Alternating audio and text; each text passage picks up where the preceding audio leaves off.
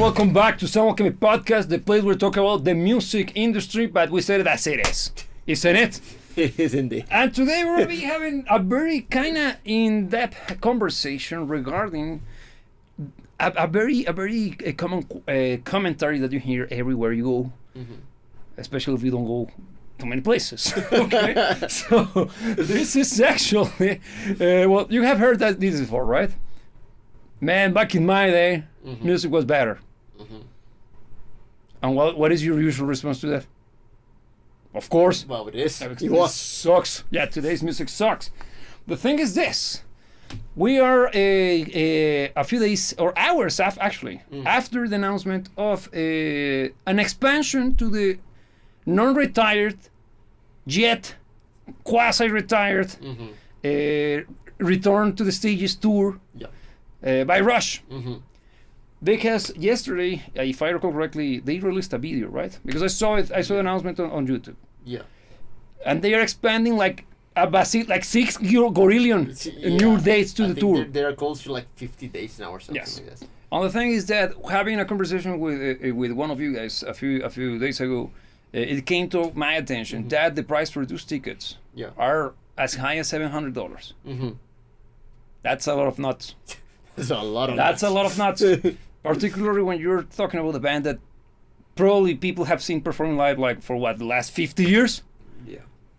So the question is this: who is buying those tickets? Because it's clear that Rush announcing more dates means that they're selling out, I suppose. Yeah, it's working. It's a good business proposition. Yeah. And I, for one, happen to be a huge fan of the band. I assume you like them as well. Yeah, quite fond of them. Quite fondly, of course. Yeah. The thing is that I wouldn't spend no more than 100. Why? Because that's how much you pay for it's a freaking rock concert. God damn it. Yeah. So, who is buying those tickets? Who do you think? I think the core of their audience. I think it's those freaking kids working part-time jobs, right? Yeah, I think it's summer jobs. Yeah, it's those guys, right, working at McDonald's, and well, you know that those are no longer taken by those kids. Yeah. But it's gotta be those guys, right? Yeah. With disposable income. So much disposable income in today's economy. Yeah. So of course not. We're being sarcastic, by the way. So who is this demographic? So shall I? You should go. Mostly boomers. How dare you? I dared. Yeah, you did. No, look, it's basically speaking. If you analyze it, I'm gonna go a little bit more marketing stuff, guy. This is basically the result of you gotta dissect the market, right? First and foremost, the price of admission is high, so it had to be based on how much money you can produce as a potential buyer of the price of this product in this case, for you to make the decision if you go or not, if you get it or not. You might even use the term prohibited. In this case, we're dealing with a product or a service in this case that it's frivolous because it's entertainment, and I know how dare you to call Rush frivolous. Music in general, anything that is not necessarily the kind of stuff that will keep you alive or will allow you to make it through the next day. The next day is always considered to be a frivolous. It's a luxury. It's a luxury. I'm going to use a much family-friendly term. It's a luxury. So in this case, it's extremely luxurious. Yeah, indeed. Especially when you consider that we compare it to different shows. Because let's say that in this case the concert is a product. So who is playing around? I don't know. Let's say Metallica. And let's say that they offer the same, but better because it's the full band. It's actually the full, this iteration of the band at least. That's been around for long. Is the longest surviving band. So at least you get the full deal. Yeah. With Rush, you're not. Let me just make a very, very quick disclaimer here that this conversation is not supposed to be about Rush. No. We're kind of using this because Rush is just the latest symptom to a problem that we're going to be tackling over the course of the conversation. Thank you for clarifying, because I'm just setting the stage, okay? Yeah. Because this is much more on the veins of, I just want to take us to the point on which, okay, look, even as a product itself is way too expensive already compared to its peers. Yeah. Because if you go from a very pragmatic approach, you're going to find that the product itself is not as competitive due to the fact that it's lacking plenty of the stuff that you, as a customer of the product, see as a valuable asset. In this case, no nil per. So what happens is that you're getting a subpar by those standards product, but way pricier than before. By a lot. By a lot. And when you compare it to stuff that is similar, it's even more clear that this is not necessarily a good deal. The thing is this: they are not selling the concert, guys. They're selling nostalgia. That's why we're aiming, or we started off this conversation mentioning boomers. Because they're selling you, particularly the generation who was there when they became big. They're selling them that final hooray of feeling young. And that's not a good thing. What do you think? I'm going to take a look at let's take the comment first. Hey, Roman, sup, how's it going, man? Hey, Roman, good to have you here, man. Yeah, thank you for letting us know that the rush is going super expensive. Robert Bardon almost. But here he's saying, Gene Simmons said that don't make money that they don't make money on ticket sales. They make money from the grid and meets and VIP packages that run from $1,000 to $5,000. Damn. That's even more nuts. That was 5 years ago. I wonder how much it is now. Damn. Yes. Man, I wasn't aware. And I know that Keith is very good at marketing, but this is kind of abusive. Being very honest. At least he's upfront about it.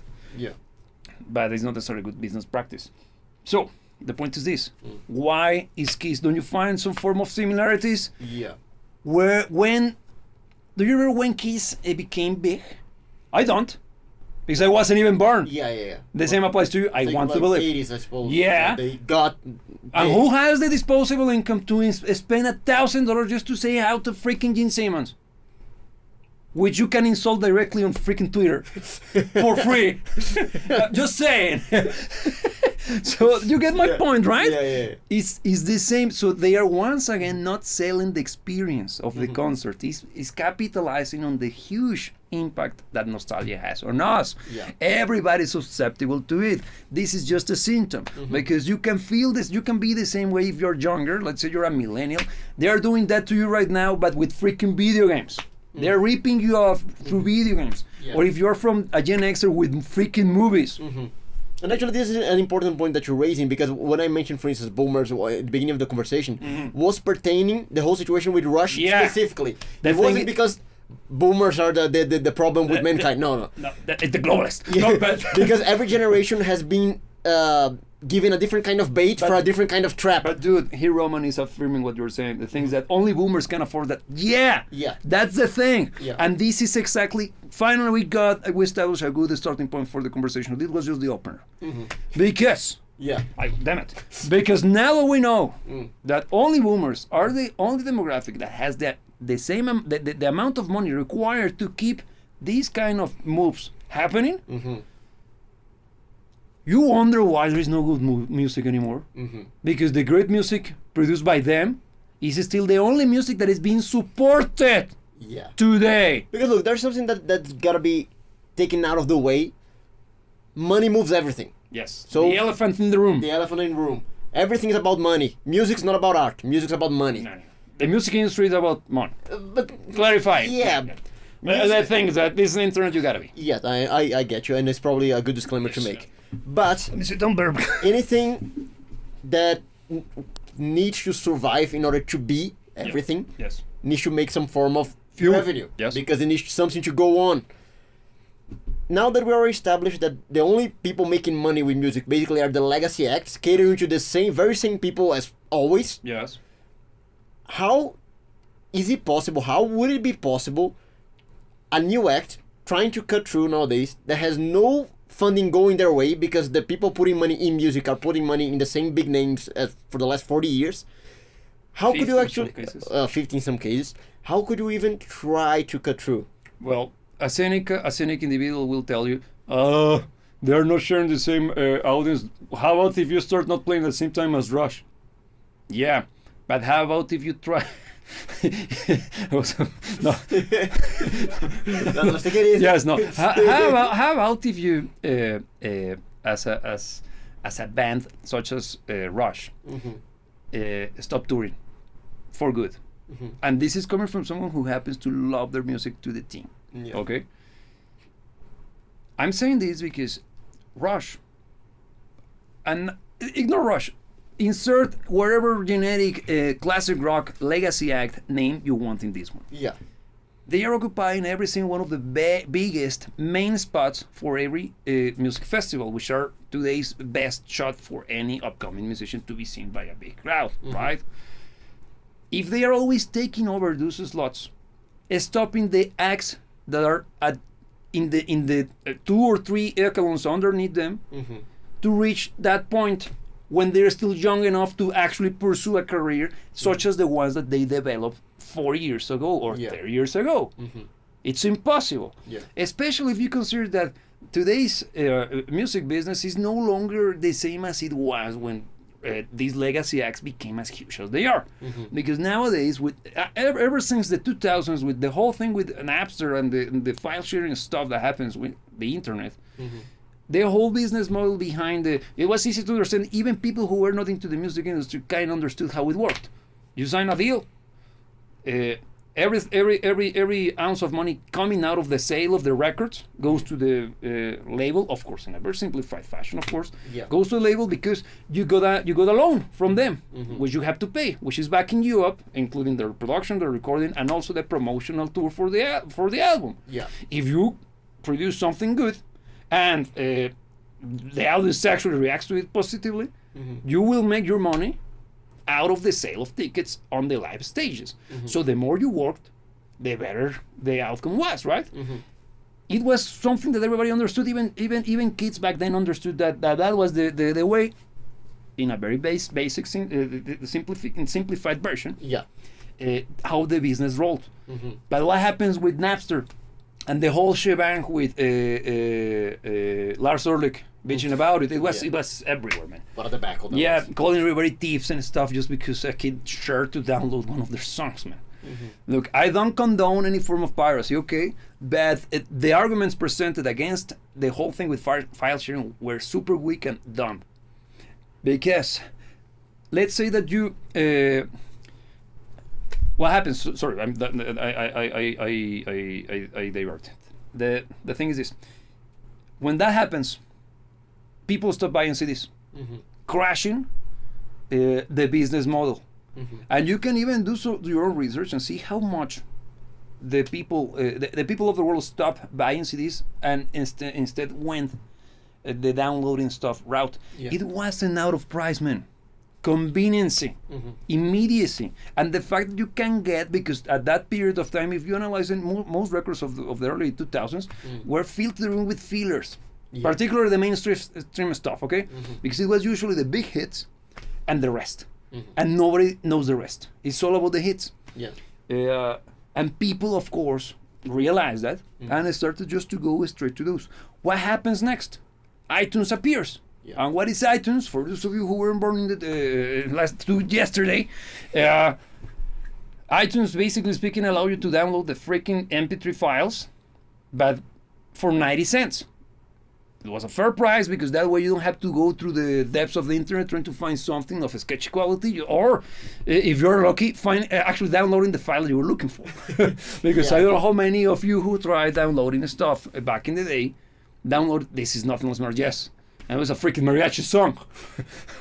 Why? If you're lucky. If you're lucky, because usually it was like moaning and stuff. Or if you were even, but even if you run with way less luck, it was just viruses on your computer. So that being said, iTunes appears, people starts buy music again. But then, what if we charge them monthly? And that's over. Nobody buys music. So of course the whole business model is totally different. It's no longer viable. And these guys occupying the freaking spots on the top spots of the freaking festivals are stopping any goddamn act to reach a point in which they could become the next Guns N' Roses. Because we have to be honest with ourselves. We're not gonna see a band as big as those guys ever again in our lifetimes. Why? The conditions are not there. Yeah. Let me check this comment. Roman here is saying, First, Limelight, front row VIP 1, premium reserve ticket in the front row, official meet and greet with Giddy Lee and Alex, including one professional photo autograph signing with Rush, exclusive behind the scenes production tour experience, including a rare rundown, access to the official Rock Xanadu VIP pre-show lounge. Man, how much for that? I assume that that's at $700. Yeah. You should be. Man, Rush doing this. Yeah. They are doing the Kiss shit. Yeah, the thing, you see how Rush, because Rush is a very... Beloved? It's a beloved act because of many reasons. Of course, music being at the very forefront of why they're respected and beloved, but it wasn't the only thing. And there's something about them as characters or as individuals that also translated into the appreciation of their fan base. Yes. Because we always saw them as nice guys, as down-to-earth people. Even the friendship that they had amongst the three of them. It is genuine. Yeah, everything was part of how we perceive Rush and how we cherish them. Yes. And this is the kind of stuff that is... Deal breaker, man. It's killing that image that the audience had of them. Yeah, this is the ticket master. So damn, it'd be around 1,000. In the thousands. Wouldn't be surprised, man. Yeah. This is sad, man. Yeah. And again, why are they doing this? Because people are paying for it. Yeah. So again, this is not about Rush. It's about the conditions of our current market when it comes to the distribution and consumption of new music, that will simply stop the development of new music in the not so far future, man. Yeah.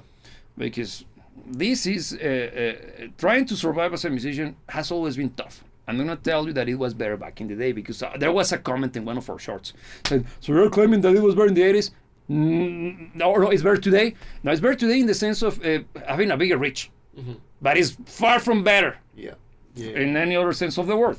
So the situation today, the situation with being a musician has always been tough, but under the current circumstances, even finding a way that allows you to make some form of return of investment from the whole music venture, it's already a puzzle in and of itself. Yeah. Because you just gotta look around, man, because how can, imagine that you're a musician getting into this world, okay? And you happen to be a very good guitar player. You spent years learning. Okay, how are you gonna push in your musical career while paying the bills? Well, I spent so much time developing my skills as a guitar player that the only thing I can do right now, professionally speaking, behind performing or producing my music, will be either playing in a cover band or giving lessons. After the CUF, how many cover band bars or venues exist? Not that many. Yeah. So highly competitive. Secondly, well, lessons. How do you compete with YouTube, giving those lessons for free? Yeah. I know I do that myself. It's not the entirety of the thing, of course. Yeah. But still, you're fighting for attention. And given the current circumstances from an economic perspective, people nowadays are having second guesses when it comes to investing on something that is not for survival purposes. Yeah. Because and still you're talking about side hustles, because those are not musical careers. You're not promoting your own music. This is just trying to keep alive through something musical. Trying to survive, man. So, and that's the current situation, man. So how can you make some form of or achieve some form of success if the money that fuels the industry, which is a gigantic amount of money, it's never going their way. It's never going the way of the new guys. Yeah. That's the problem. Because, but they can go and perform in smaller venues. Yeah, man, but without the budget to push, to let people know, because bringing somebody inside of a venue as a musician is probably the most remarkable thing you can do in your life. Because it's not just announcing it and promoting it. You gotta convince them to go. Yeah. Because it's not just that my music is that good that it's irresistible. Man, we're no longer teenagers, okay? I want to assume. And if you're a teenager watching this, Pay attention to this because that will save you it will save some of your years growing up. Your music, for as good as it can be, is not what will drive people into the venue. What will drive people into the venue is the effort you put into making yourself worth their time. Get it? That means becoming a great performer, being a great marketer, being a great social media personality. And I'm not saying that you have to become the next whoever, Sam Piker or whatever. you get me? You don't have to become a streamer, but at least wherever they find you, they find something that is not generic, because you're competing with every freaking body. Yeah. And your music alone is not enough. So that's already the first effort you have to do. Yeah. Then you consider, okay, that took me like translated into money. Shit. Damn, yeah. Each set is probably the return of investment is null. Yeah. Because it's way more expensive to bring one soul to the venue than the money that you're charging for them to be there. Yeah. Especially when you're up and coming. Yeah. So, with that into consideration, the whole notion of the money and the industry being driven by the same people,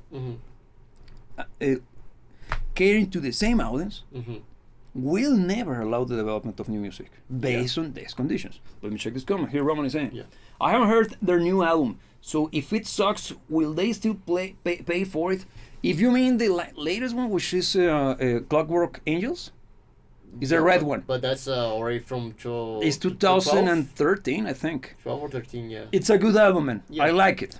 Coming back to Rush. It's a good album, and it's probably some of their heaviest stuff. Yeah. I like it. It's a good album. It's not as good as, for example, Permanent Waves. The thing is that Permanent Waves is Permanent Waves. Look, if I had to guess, I think they're gonna stick just to. They're gonna go. Is the boomer hits. since they are appealing to the oldest demographic they got? The whole it's nostalgia just base. Gonna be nostalgia. The whole thing, man. They're gonna play all the hits, all of the stuff from the most popular albums. I think they are probably barely gonna touch any of the newer efforts by Rush. Forget anything from the 90s onward. Yeah, more than likely. Yes. Of course, it's just guesswork, but I think we have plenty of good reasons to I think. don't think they're gonna be playing anything from Roll the Bones, or what's the name of this one? Snake and Arrows, or the previous one, the one from the early 2000s, the one with the ball. No cover. I can't remember the name. Yeah. Here I'm saying, I have a friend who owns a club. He says he makes more money hiring karaoke DJs than hiring a rock band. Yes, now bands gotta compete with karaoke. Yeah, and what is karaoke about? Nostalgia. Oh yeah. Because you're not singing the latest K-pop shit. No. It's just getting drunk. Oh, this song, I'm very good at this one. Yeah, I'm gonna sing to you, Journey. Nah.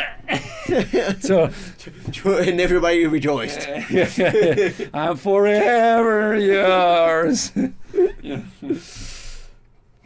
Stuff, even karaoke now. But you see, and again, see how important the whole notion of nostalgia. Yeah. And again, it's a tool that is being used against every generation or every demographic right now. Okay, the thing is that it's simply utilized or used in different ways depending on the target audience. Yeah. Because in this case, think of Madonna.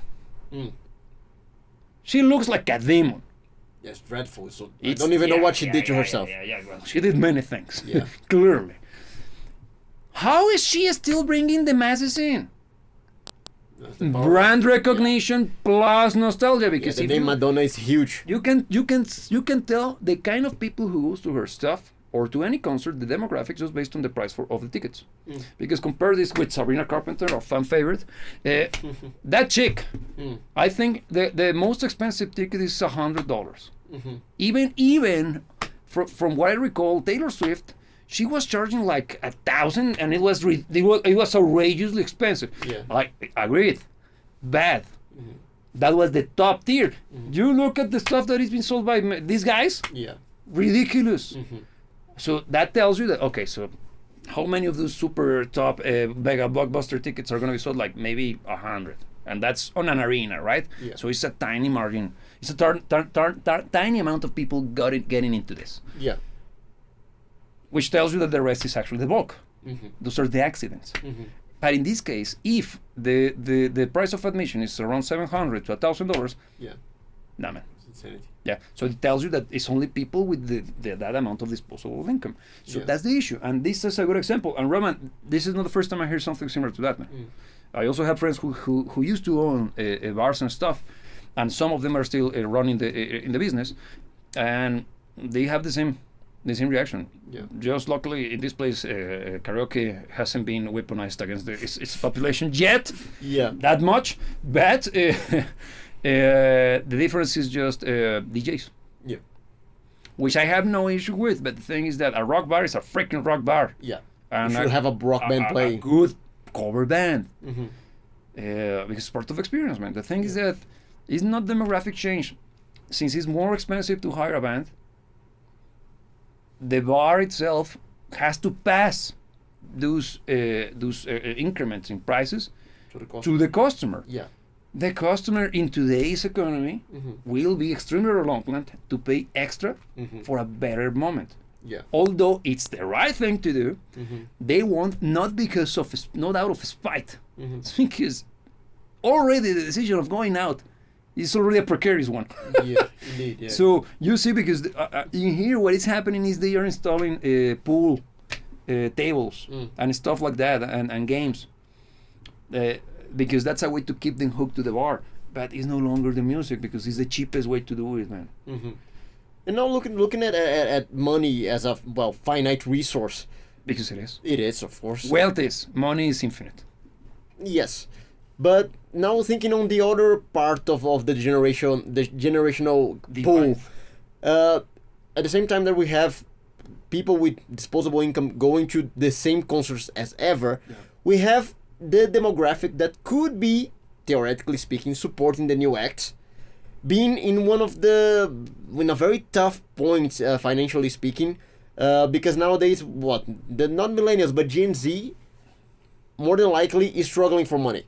Yes. On the most part, I'm talking. Of course, you have people that are well off and yeah, but those are accents as well. We're not sophists here. We're talking about the bulk. Look, let's try to divide that demographic into sub-demographics. You got the millennials. Those guys would be what, like the oldest 45, 48? I think you're going far. I think all the way to 40, like in between 30 and 40. Let's call it 30 and 40. That's a millennial. Then you got Sillennials in betweens. Yeah. And then you got C. And if C starts off at what, 18? All the way down to 25? You got Sillennials 25 all the way to 35?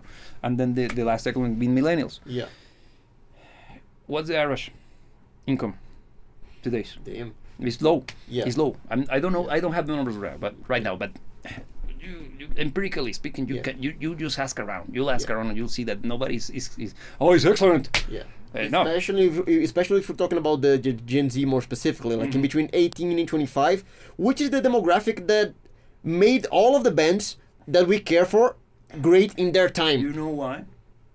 Because people of that age bracket, they have the time to spend. They don't have that much money to spend, but they have the time. And that time allows for promotion for free.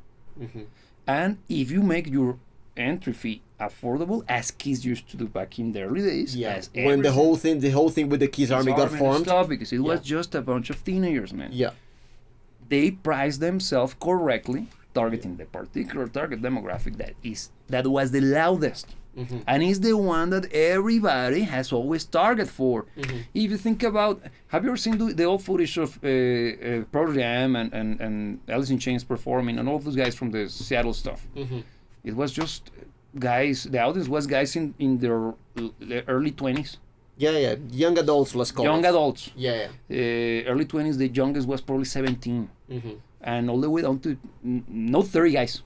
Not 30 years old guys. It was usually just the 20-somethings. Yeah. Why?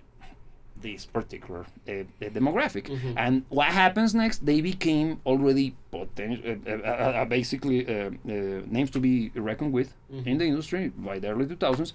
That's why you got your gigantic successes like Audioslave, being basically the beginning of the nostalgia. Not saying that Audioslave is nostalgia, but the fact, oh man, it's Soundgarden and Rage Against the Machine is like G.I. Joe meets the Flintstones. That was the worst possible Damn. combo ever, but you get me. it's him, whatever. You get my point. Okay? It was a dream come true for many people. Yeah. Part of that particular demographic. But the intelligent move is this. They were in their 30s. Extra income. So they can charge for more. Yeah. They became, Audioslave became a more fancier act. It's no longer the grungy stuff. Not in the music, okay? I mean the production values and even the presentation of the band. Just look at their music videos. The beginning was really like, okay, this is way too good. Good? Yeah. Coaches, man. Yeah. The budget for that thing is insane. And it was the first thing like, of course, man. Yeah. The one with the fireworks, right? Yeah, it's the one with fireworks. Yeah. Why? Because it's the way, it's how they're gonna make.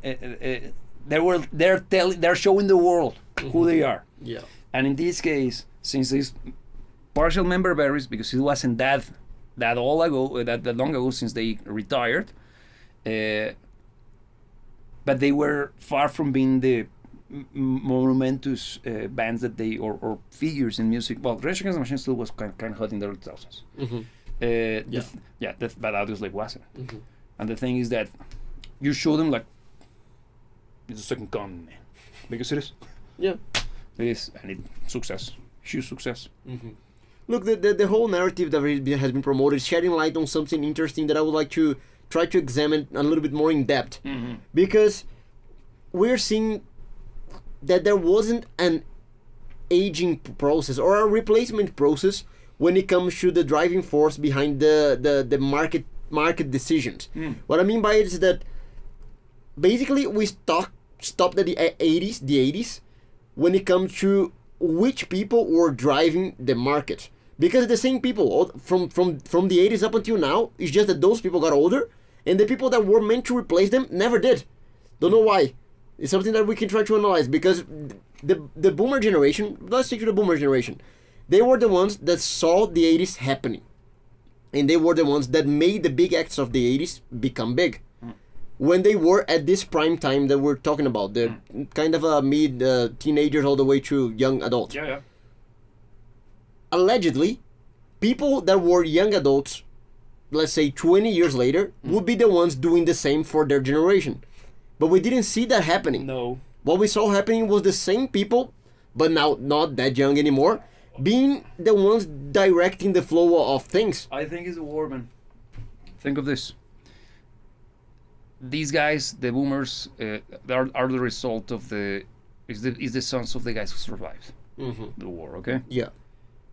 So they had a carte blanche to create culture, because there was nothing preceding them that had this level of momentum. Because the only thing that preceded them that had that level of momentum was the freaking war, and nobody wanted to keep warring around, right? Yeah. So they had a carte blanche. It's a once in a millennia chance, and they took it.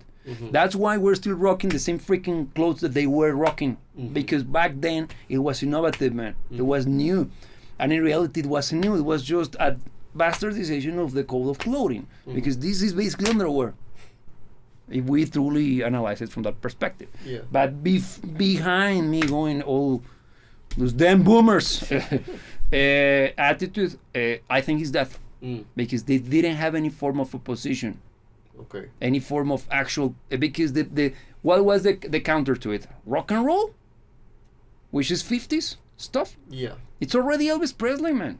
It's not. It's just it's basically this, but less edgy. That is that. Yeah. Think about that, man, because early rock music, man, Jimi Hendrix is not that far away from from Elvis Presley. No. Alanis. This girl, Janis Joplin. Her music is also extremely in between. That's why whenever you listen to these guys, you're thrown back to Woodstock. Yeah. Even though you never were there, at least in my case. Yeah. Because it's that liminal moment in which, musically speaking, rock music was still hanging to the whole notion of rock and roll from the 50s. Your Chuck Berrys and all of those guys, Little Richard, all of those guys. Yeah. Nothing wrong. The issue is that what kind of a position they got, man. Yeah. It was cultural level, yeah. and that's musical speaking. If you analyze cultural speaking, that's why the hippies got away with so many things, man.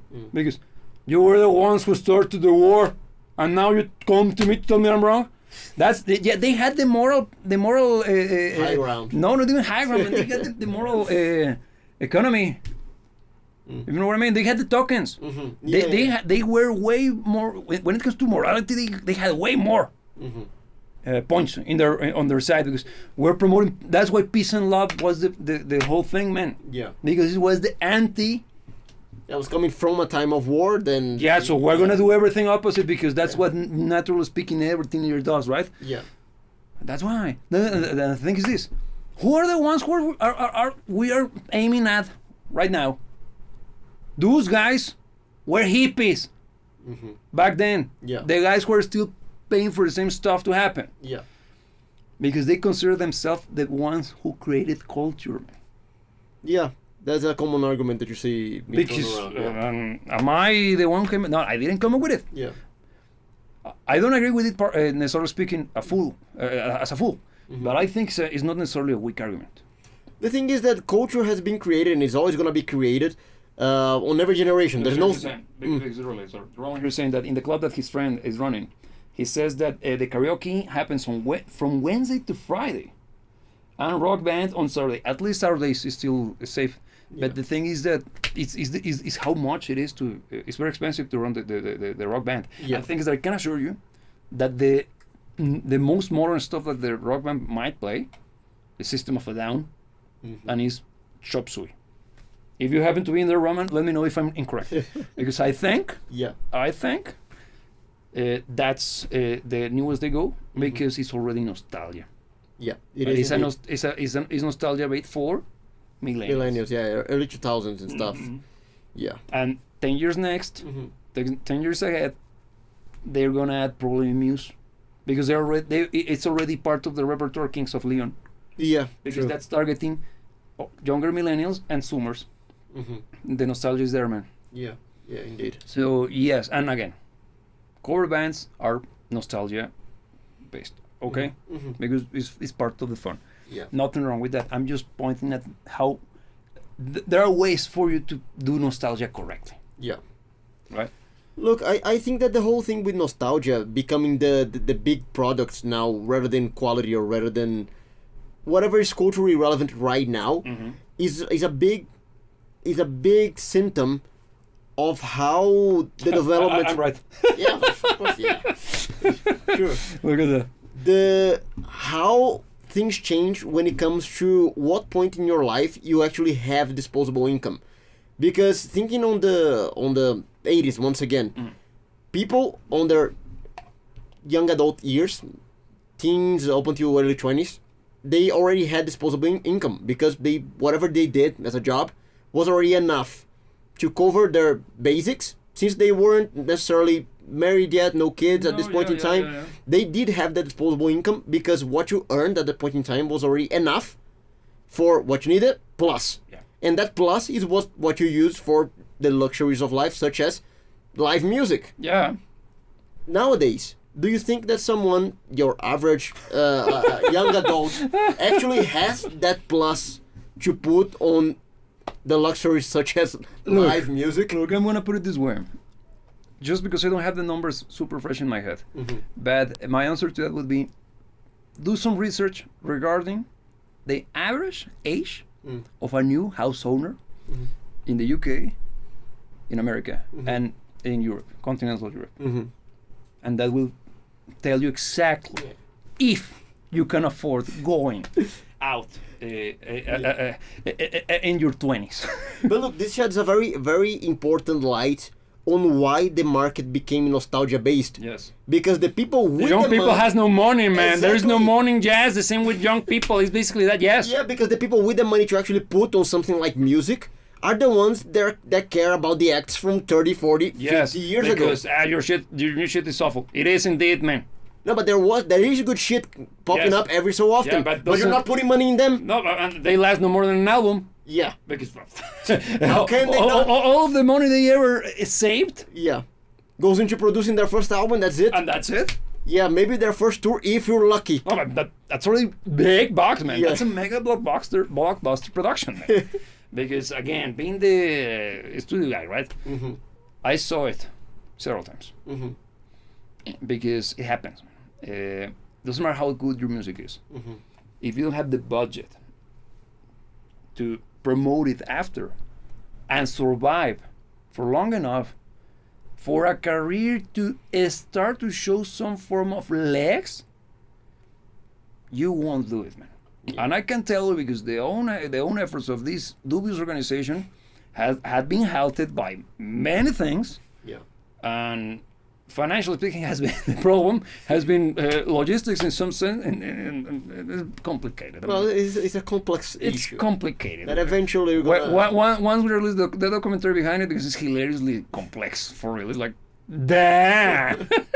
So many things happen. Yeah, the way we speak is not out of nothing. Okay. Yeah, but whatever. The thing is that it's tough, and you need many things to survive because. It's basically running a business. I always try to let the people that I'm working with in the studio to understand that stop looking at themselves as just musicians. The days of you being just Axl Rose and spending your time just doing whatever and writing amazing music and practicing vocals and recording and touring are gone. But like, probably never existed. It was just a mirage. Yeah. Today it's so difficult to pull it off without understanding that you are running a business, a small business venture. It's basically that. And how everybody tells you that if you want to start your own business, you have to prepare for at least 5 years of constant loss. Because after the first 5 years, the business will cement itself, it will be producing enough for it to be at cost. And 10 years later, becomes profitable, earning you everything. That's why it's very important to start as young as possible. Because let's say that you start off your company when you're 20.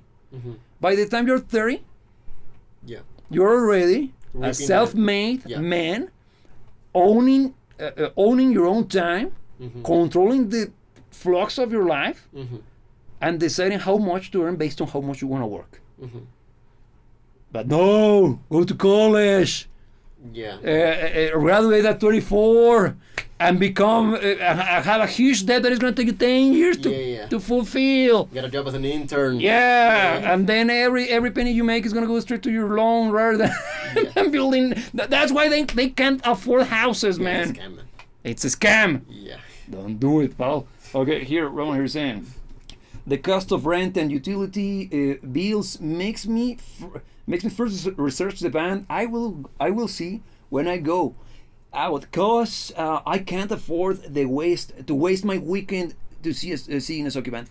Because look, that's a huge part of the problem. Roman, thank you for sharing this because this is actually the situation. He's a microcosm of because this is the actual problem. It's a representation of what's going on widely speaking. That replicates everywhere. Yeah, exactly. And in orders of magnitude, let me finish the second section. Yeah. If there is a new band in town, I check out their Facebook, YouTube, and stuff, and see what they sound like before I see them. See why I said that it's very important that for an up-and-coming band becoming some form of attractive on the socials rather than...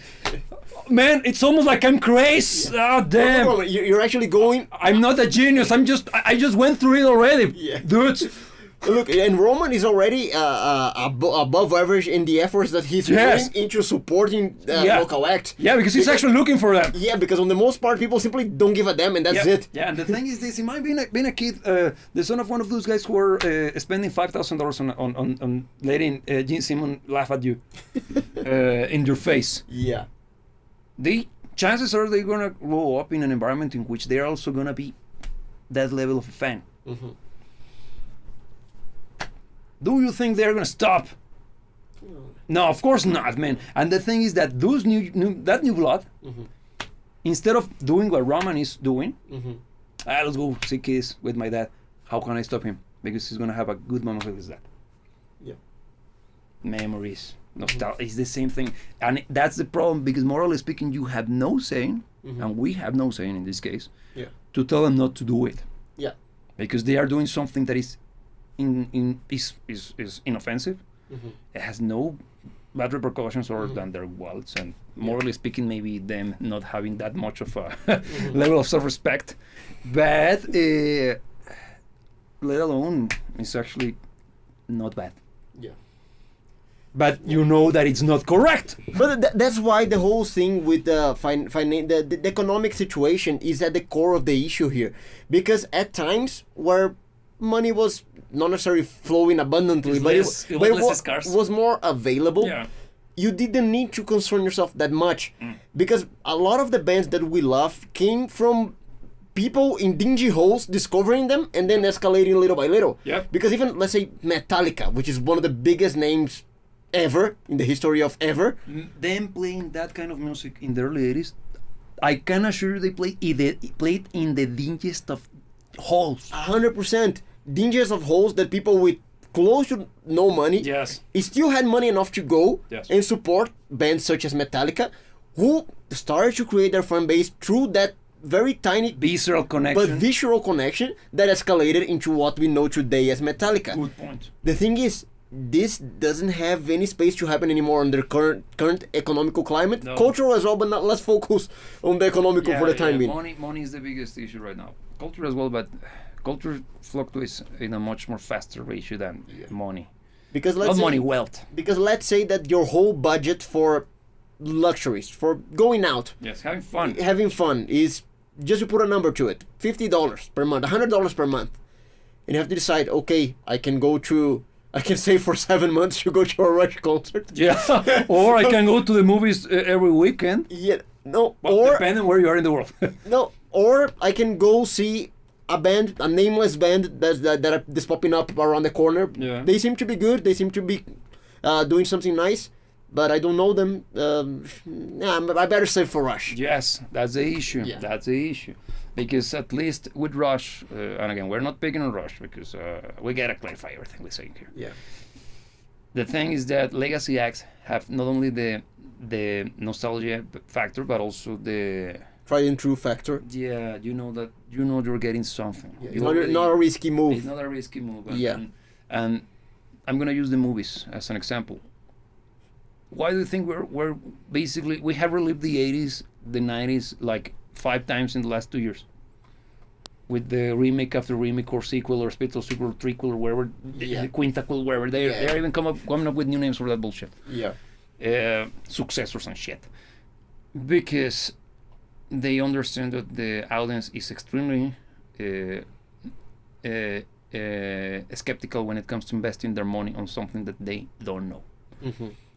Why is that? It's not because our culture is terrible and is no longer supporting new shit. No, man. It's because we don't have the support, economical support, to absorb a bad decision anymore. You can go risky. You can't go risky. It's not about because you can make the case that but back in the day, back in the 70s, people were actually more proactive and they actually listen to their music. Yes, they did, man.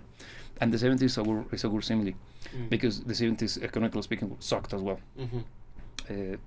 We're kind of very much in the same level of suckness today. Of course, I wasn't there, but it's not about that. I can read history books. And the situation that we're going through right now is very similar in that regard. And you can even see the parallelisms because the only difference is this. Back in that era, old and young were galvanized around the notion of insecurity, economic uncertainty, potential war with the Bolsheviks. Look at that. Eurasia. Eurasia, yes. Or Oceania, I don't even remember which was the one. You get me, right? So, but today we have the generational divide. Because at that point, at least, the vast majority of people had the same rough economical situation. In this case, we're dealing with retirees who own property because it was way cheaper, beyond stupid cheap, than it is today for them to acquire several properties, even with a regular ass job. They retired already. They are no longer working. They are living off their rents, and also they're getting the retirement money. While on the other hand, you got an entire generation of people who will never aspire to that retirement money because it's basically imploding everywhere. Yeah. Even the notion of owning properties already it's starting to become almost like a joke and insult for most people. The dreamlike notion. Yeah, it's very reserved for the very few. So instead of being able to galvanize around something, one group is like, it's your fault. Yeah. The boomers are, it's your fault. Back in my day, at your age, yeah, dude.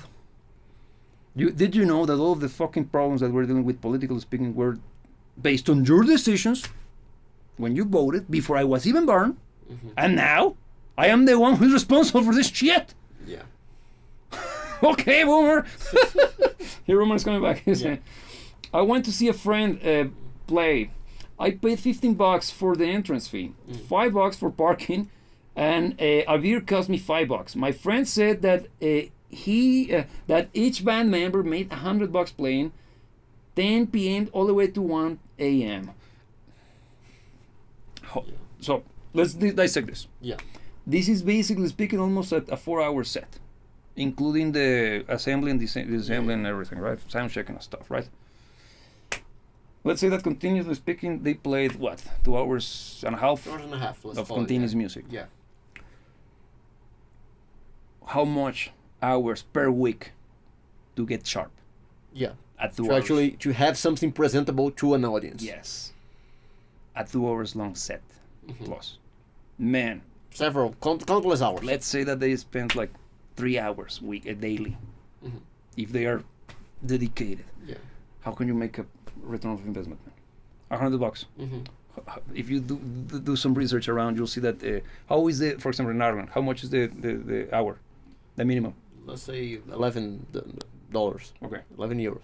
Okay, 11 euros. So in order to make basically in the first day you make the $100. Yeah. In 8 hours.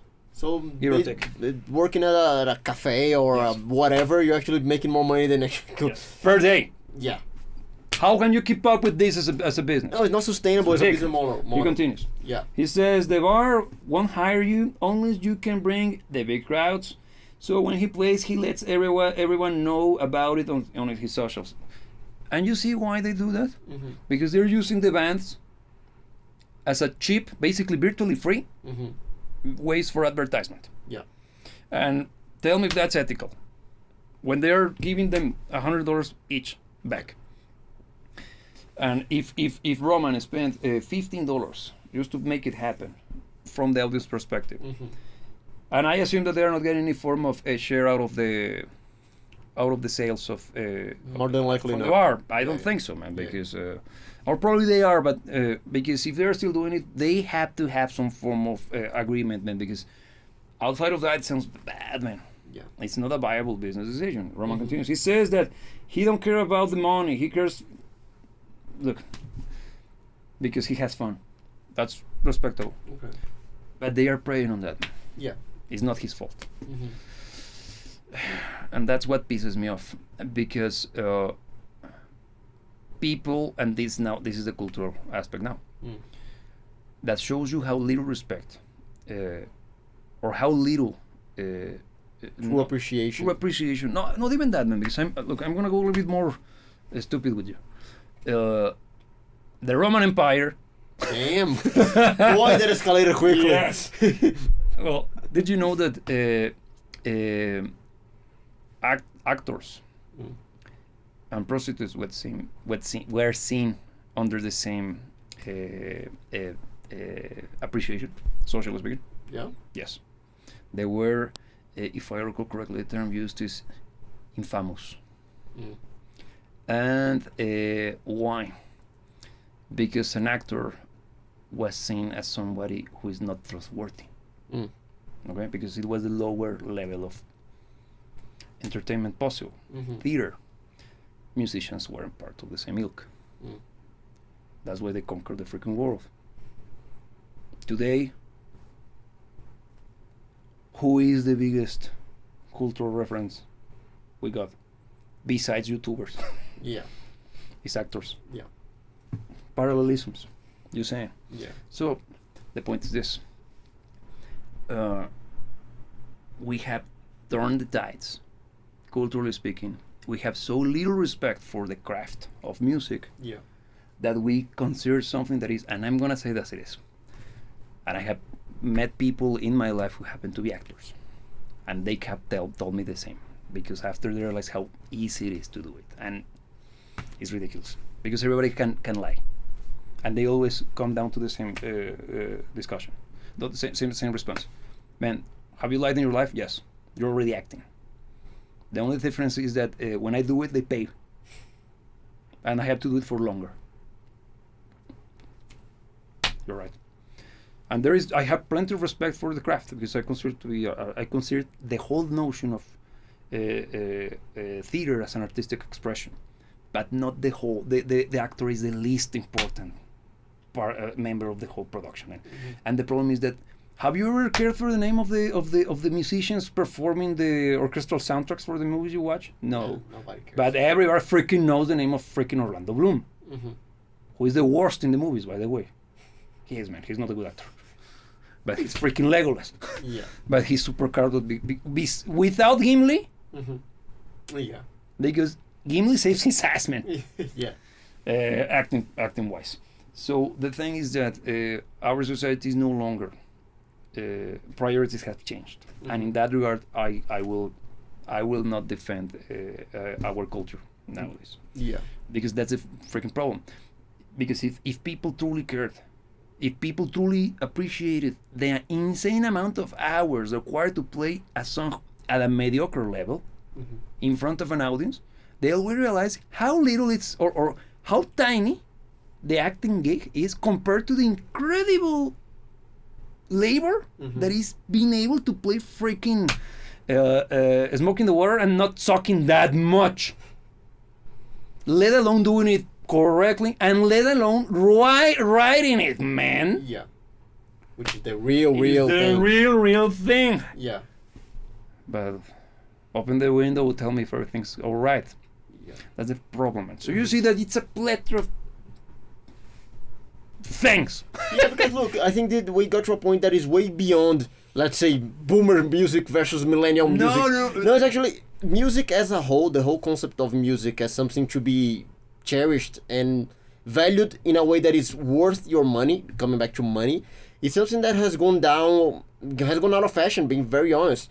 Because, and it has gone out of fashion probably is the correct way to put it, because the people that are still doing are the same ones that has been doing it for ages. Yeah. Because can you see, for instance, Gen Z are actually putting money into music? I'm talking about the average, not the accidents. Look, good question. I never stopped to think about it. So let me see if I can come up with an okay question, an okay response to this. Look, I don't know, because I have seen both. I have seen plenty of interest from Zoomers when it comes to learning the craft of not only playing but even producing music, and also the whole notion with guitars and stuff, and the small bands and the small gigs in garages and stuff happening.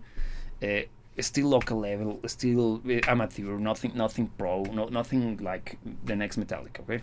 But it's happening. I think it's something that we got as part of us, man. It's innate. Yeah. The thing is that I went way too young. Let's take this a little bit to a much more practical age. Let's say early 20s. Yeah. Don't think so, man. Don't think they would do the same. I think I did, because I did it when there was a viable chance. Not making it big as Peter Gabriel, big time, but at least finding a way to make a living out of music, right? Yeah. Today, don't know, man. I don't think they would embark in this insane journey, because financially speaking, it's tough. It is tough. Music production as a job, it got oversaturated during the mid 2010s to the point of it being crap. It was a bubble, man. It burst. And also the advent of AI, and how much of AI fear is spread around. People are discouraged. Yeah. And plus the degradation, and as it is, man, again. If the actors were the kings 10 years ago, now it's the streamers who have even less of anything. And again, we're streaming, yes. Hypocritical, no. Because we're having a discussion here with you. Yeah. I'm not playing a video game and pretend to be hanging out with you. I'm not doing this and pretending to be your girlfriend.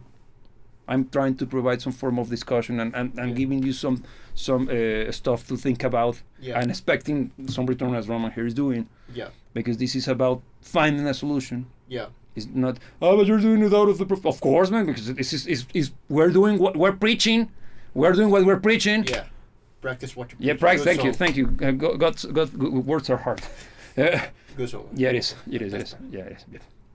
That Testament is badass. Yeah, I was talking about Legacy X. Yeah. That Testament is good, man. Yeah. No, and all of the bands we have mentioned, man. Besides Madonna, but even Madonna was good when she was younger. Good is a strong word, but it wasn't as bad. Yeah, here, let me check, because Roman here is saying, you see, don't party or go out. Extremely important point. They say it's an alcohol sales problem. They're not saying it, man. It's happening. It's happening, yeah. And not only that, they're not hooking up. They don't know how to mate. Because so nobody told them. No, they do know. The thing is that they are afraid. And I think it's because they grew up in such a messed up environment, even worse than the world I grew up in, that the most basic human interaction is foreign to them. But see how fun it is. Because when I was a kid, it was all about getting wasted and all about American Pie. Just to keep it PG. Yeah. The entire thing. And ever since I was a kid. And I always fought against that. Because, like, man, I love booze. But I'm not... Why drinking for the sake of getting wasted? That's stupid. Yeah. So I partied. Way more than I should have, maybe. No, I actually always did it in a responsible fashion, but no, I'm tired. I'm too old for that shit. Yeah. But you're like, hey, PTSD kind of level. Yeah, almost got killed. And I broke out of that. But whatever. I digress. But Gen Z is unable to do that. And there is correlation, or not even correlation, you've got evidence that shows you that sales of alcohol around the world is going down. And alcohol is not because you need to get wasted to finally talk to Stacy in front of you. But alcohol, the symbolism behind you're drinking the courage. Yeah. And I drink it, and as soon as I chug it, it's chug now or never. It's that. If you don't drink, you will never talk to Stacy. And little Eddie will never be burned. And we won't have freaking Van Halen. Damn. Oh, well, think about it. Yeah. Shit. But look, this actually is interesting because I do think that the lack of social interaction that is also becoming more and more of a problem in all generations, because also a big push in that direction was the whole time that we spend in our homes a few years ago. Yeah. But due to unforeseen circumstances. But of course, the generation that was just at the height of their social human experience, like your teens, when the generation that was hit at that point in time is the one that got the worst end of the stick. Yes. And it's the one that we're talking about right now. And it's the older Zoomers, man. Yeah. And I think the fact that they didn't foster social interactions the way that, well, it used to be normal. In my case, it was not. Yeah, never. Let's call it. Let's call it that. Plays a huge role with the interaction with music as well. Because see how, for let's say a Gen Z that went through this that we're talking about, is way more natural for them to, let's say, put money on a streamer that makes him feel like he has a friend on the other side of the world. Yes. Than on a musical act. Yep. And you'll see, this is very related to what I would say. Is super related to what you said. Then I just forgot about it, but you remind me of that. Twitch had a conference, okay? TwitchCon. top name. Yeah. Creativity to its finest. The thing is that there's nothing about that. The thing is that the biggest star right now is not Hassan Park. No, it's not him. It's not Amorant. It's not PewDiePie is already history. Yeah, he's retired for a while. Yeah. Is a chick that I had no idea existed. Goes by the name Emiru, wherever. The thing is this: I know of her because she was a victim of a sexual attack. She didn't get anything, okay? Because I can't use that kind of wording here. But nothing serious happened. The thing is that the perpetrator got stopped, and she was very upset that nobody at the con did anything about it. But the thing is this: the guy who was covering the news said, "Man, what can you expect when you create this parasocial relationship with the audience that you talk to? You just need a weirdo to pop up, and since you are super popular right now, the chances for that weirdo to appear are huge. Yeah, just by numbers alone. Yeah. So, if the whole shtick you do online is giving the impression of pretending to be kind of like the girl next door, like their anime, you know, like that shit. You get me. Yeah. Thing. Of course, you just need exposition for that to happen. Yeah, it was a given, basically. And the thing's like, is this, since they don't know how to relate to people, I assume that probably nothing serious even happened. Probably the guy was like, I think she's in love with me. She will remind me because I sent her $50. And as soon as I show up, I said, do you remember me? I am Otaku 3000, 4000, Goku, wherever. Insert anime shit in the name. Get me? Yeah. Namiya. Wherever. Yeah. So, it shows the little anime I have seen in my life. Yeah. Goku. Yeah. I couldn't go more mainstream than that. But where? Yeah. So, yeah, is a lack of interaction. And like here's saying when the Roman here's saying when the weekend comes and there aren't any good bands right that night, I buy some alcohol and watch some music videos all night. Yeah. At least you keep the party alive, man. Yeah. Because for as long as you do it responsibly. Yeah. No, here's saying I get drunk. I will get drunk on Bardon videos. Well, that's already about. It's gonna give you a serious trip, man. Don't do it. But I'm not gonna be liable for anything, okay? You do it. Yeah. Do it on your own risk. Yeah. I know. Look at that. Just Bardon Music is not incentivizing any kind of behavior. Behavior that is not approved by the World Health Organization. Those guys, no. I would be concerned if they approve my videos as well. So wherever, yeah. Look, I get you, man. Because at times I do the same, man. It's better just to get open up. If you got beer, just have a few beers and listen to good music and blast it. Yeah. Or have some because there is something about it, man. And the thing we do with our show where we talk about music that doesn't suck is that? Yes. Yeah. Because we're trying to, because it's a lost art, man. The whole thing with drinking, and that's why actually in the future you'll see me making the concoctions, just because right now kind of tough. More on that later. But the idea behind that show is that we simply missed that experience, man. The whole dynamics of going to a bar and talking about music in a way, with the friends, like, and not even your friends, just people, randos, randos, because you always, whenever you go to a bar and it's a good bar of good repute and there's no issues, everybody becomes friends, man, because everybody end up, it's always the same people attending. There is a sense of community that since nobody's going out anymore or for drinks, how can that happen, man? The whole thing with Cheers, that freaking show that I never saw, but I know of because it was everywhere. Yeah, but it's before time. It's before, clearly, man. It was such a hit. Why? Because everybody can relate. And everybody would like to go to a bar like that one. Yeah. And I used to go to one like that, and it was rock-based. Yeah. The thing is that but it closed. We got the tail end of that, because that's not a thing anymore. Nah, man. Because we got the transitional period, basically. But with you, we're lucky enough to have it. Liminal? Yeah, because we're still lucky enough to have it. Because I also lived through it. And I actually cherish that moment in time because it was very, very fundamental. This begs the question. Would have been better never known about it? Because now you know what they took from you. Don't know if I say it like that. Because somebody who never, for example, never experienced rock being mainstream and being badass rock, not the bullshit from the 2000s. Yeah.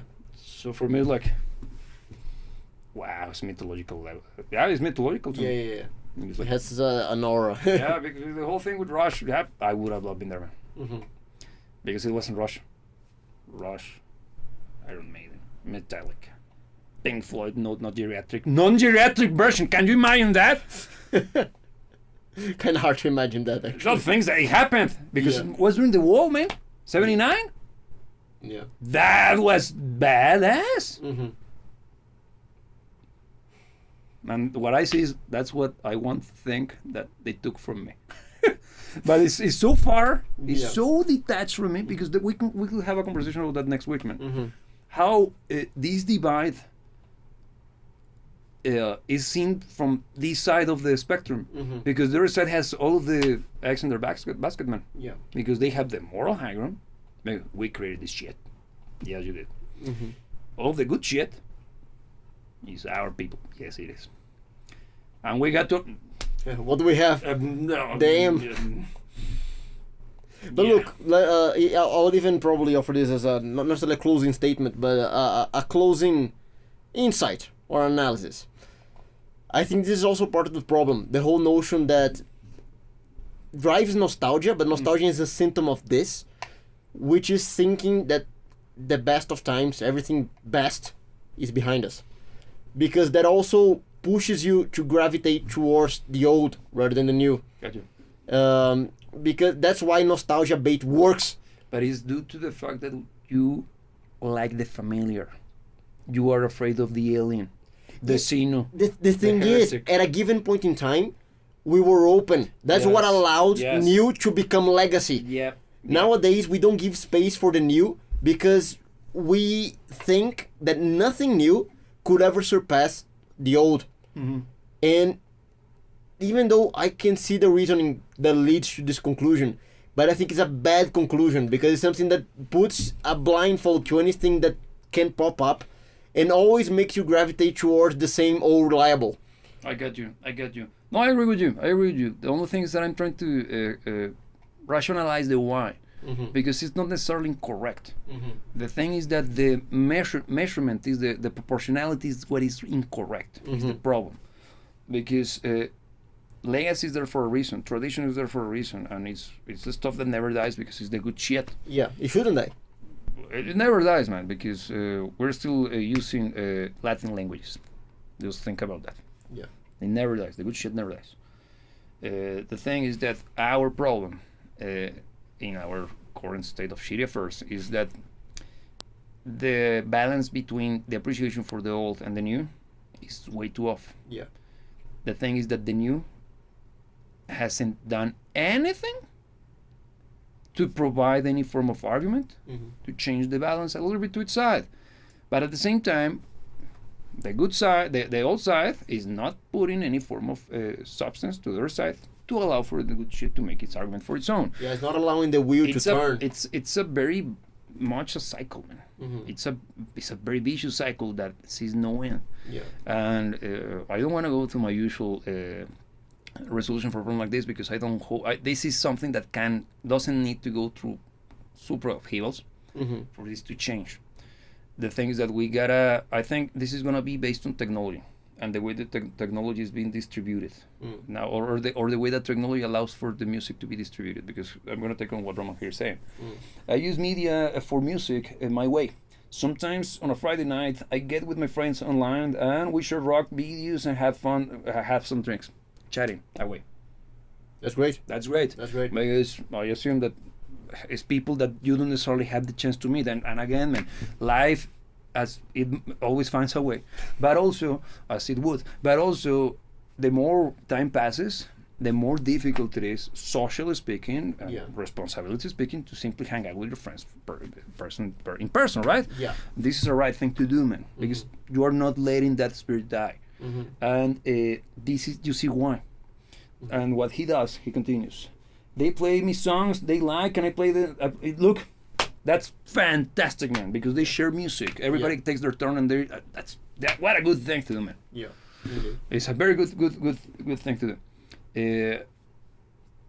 We need to revive that sense first, and this is a good sign. And see how technology is the differential. And I am putting all of my hope on the shift happening due to more adoption of this kind of streaming stuff. For example, yesterday I had a meeting with a client, and we were talking about from England, and we were actually mixing here. I was adding a little bit of refinement to some of the stuff on the mix, and the guy was actually there, like sitting with me here in the studio, and the interaction was basically like it used to be back in the day when I had people here. Yeah. And that it's something that I do very often now. Okay, it's not the first time, but I never stopped to truly analyze it from what it actually is.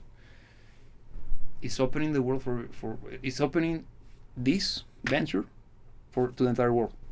I'm no longer limited to the locality in which I based my business on. Yeah.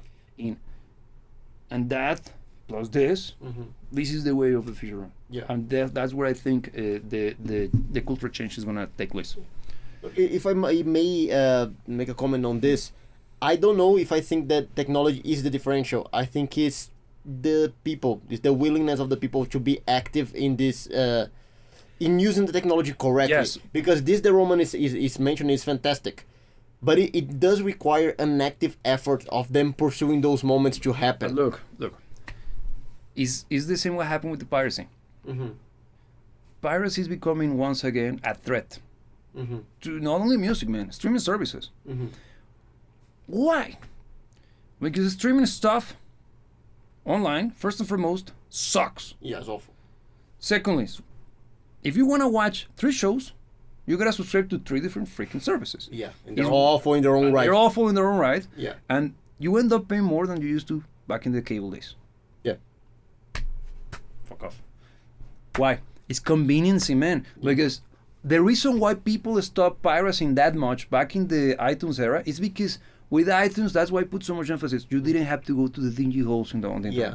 It was cheap enough that it was worth your money, and it was convenient enough that it was a good alternative. Man, and it solved the problem. Yeah. So what I mean with this is that technology and the adoption of people will be the result of necessity. The lack of the of actual services being provided in accord to what the market and the people is expecting from the providers. And we clearly are not getting anything similar to what we would like it to be. Yeah. And we're not I'm not saying this from the perspective of I want Scarlett Johansson in my web. No. Realistic speaking shit. Yeah. We're not getting anything like that. And people are pissed off, man. That's why, again, it's not me putting hopes on guesstimates. You can check that out, man. The traffic on the high seas is way higher than it has been in the last 15 years, dude. Obviously. Obviously, because people are too here with this shit. Yeah. And it will replicate over here. Because here you got an example, man. Yeah. And people are finding ways to connect. This show alone, and what we do on Thursdays, Central, is basically this. Yeah. It's our response or an alternative to this shit, man. Because again, it's impossible to hang out. Yeah. When you reach a certain stage in your life. Responsibilities, man. It simply is the life that you should be living. But you know what concerns me? Is that, for instance, and I imagine that the same goes for Roman. Yes. He is using technology to try to replicate something that he knew outside of technology. Yeah. Same what we're doing on Thursdays. We had the experience of going to bars and talking about music. We cherish those experiences, and now we're trying to replicate that experience through technology. What concerns me is, let's say, Gen Z, it simply didn't have the experience to begin with. So they wouldn't know what to replicate. Wait. No worries, man. why do you think they want to meet Hassan Piker? Because what would it be? Live. Mm-hmm. So, the show, talking about music that doesn't suck. What could it be this but live? Hanging out. Hanging out. Yeah. They will come up to that conclusion, man. I hope you're right. No, man, I'm not right. I'm just pointing at the natural flow the of natural things. flow of things, man. Because it's just like, for example, don't you remember Jackass? Yeah. How everybody, all the kids back in that era, the impressionable stupid teenagers started to do Jackass. Why? As you seen on TV. Mm-hmm. Look, dude, what if we buy some beer and talk about music that doesn't suck? That sounds like a great idea, like those guys, right? Whoa! Like, give me a second, give me a second. Please do. Like that. Yeah. Of course it's gonna happen, man. The things that we need to reach momentum. Mm-hmm. One step at a time. Here Roman is saying. Mm-hmm. Yes, you can get people from all over the world and share your music. Everyone is on streaming, on video streaming. Yes. Mm-hmm. And we all see and talk to each other and enjoy music videos or audio files. Exactly, man. And the thing is this. Again, Roman is a genius. Because he's actually showing us The way. No, it's proving. Yeah. He's proving that we're not crazy. Thank you. Thank And you. secondly, Yeah. It's always good not to not be crazy. he's representing the search for solutions. Mm-hmm. And why is this happening? If only somebody with the box to provide a solution to all of the upheavals that we gotta do in order to, for example, Roman to do that he's gonna crack the code, man. It's gonna be the next Netflix. For it to be bastardized later. Yeah. And The cycle begins again. Yeah. But now you see. Because what happened, why Netflix became successful in the first place? Because I was there when the Emperor, Horus killed the Emperor. It wasn't that long ago. No, it was like 15 years ago. Yeah. Whatever. When Netflix took over, was because everybody was up to here with paying the cable fees. Yeah. And Netflix showed up. What if I tell you that by paying just $15 per month, you can watch everything at any given goddamn time? Really? Yes. But that's an awesome service. I mean, Of course. like that, more. Man, back in the day it was awesome, man. Yeah. Because I used to be a movie buff. Now I hate movies with my passion. Yeah. So, knowing my shit, plus a service like that, Yeah. man, like, already, and I paid a year. Thank you. But then, Didn't last that long. no, it I was think like it was like 3 or 4 years. 4 years of good shit. Yeah. Because it began with the whole debacle between Community and then The Office. Because those shows, basically speaking, The Office in particular was probably the reason number one for people to subscribe to Netflix worldwide. It's that good. It's that good. I recommend it. But first season sucks. So it starts from Disclaimer. disclaimer. So if you start from the first season, you're like, why people like this shit? Because nobody likes the first season. Okay, everyone's like, the hell is this? Because you see the potential. And you stick around because you know that it has to get better. Because otherwise, I don't think the entire TV is that crazy and stupid. Well, at this point in time. Yeah, it's soft. It's hard to tell. Yes, but yes. And here Roman continues. Says that sometimes someone puts a song that sucks, but we agree with it. It's part of the deal. It's part of the deal, but it's gonna happen. see how awesome this is. And this is already showing you signs of people finding solutions to the problem. And these problems weren't there in the first place. These are solutions completely made by their own. Because they stopped providing the service in a way that made sense. Or simply put, they didn't evolve with the times and stopped providing the service, or never developed the service that people are finding weird ass solutions for. Yeah. So, with that being said, look, I usually try to end Closing comment. the episodes with a suggestion, something that is proactive, and I usually try to make it insightful. For today, I would just say, be like Roman. Roman. Because honestly, that's all we need. Is more people actually. it's not fuss. It's not love. No, it's no. It's being like Roman. Okay. No, but for real, jokes aside, we need people that understand the importance or certain things, understand the value enough to put a little bit of effort. Because the thing is that at other points in time, so let's call it at better points in time, these kind of things flowed more naturally. It was simply how it goes. It's simply how it went. Nowadays, if you value this kind of stuff, if you value music, if you value having actual conversations, subscribe to the channel. yes, of course, first and foremost. No, but you need to be a little bit more active in that pursuit. Yeah. It needs a little bit more effort. And it's not necessarily a lot of effort, but it does require a little bit out of you. Yeah, it's just being a little bit proactive in that Yeah, sense. but it's worth it. It's worth it because first you're actually helping spin the wheel in the right direction. But secondly, it's fun. Yeah. Because the way that Roman is putting here, it actually sounds like a fun way to interact with friends and stuff. Yeah. And So why wouldn't you do it, man? yes. And for those of you GNCers, have a drink. For real. I'm not telling you to get drunk. No, drinking is beautiful. There are great beverages that you can have. The moment in which you learn how to appreciate beers, like it's like what happens to you when you appreciate coffee for the first time. Like, I get it. I'll get it. Now I'm gonna be addicted for life. Yeah, but and the same happened to you before with chocolate, because it's one of those powerful, strong flavors that the things that chocolate is easier. Yeah. Because it always comes with sugar, and sugar we're pre-programmed to get fat. So of course we're gonna go after that one. But have a drink, learn to enjoy it, and also the incredible benefits that comes with it, socially speaking. Not by being that drunk. No, it's because everybody in a correct environment will have a drink in a very merry moment.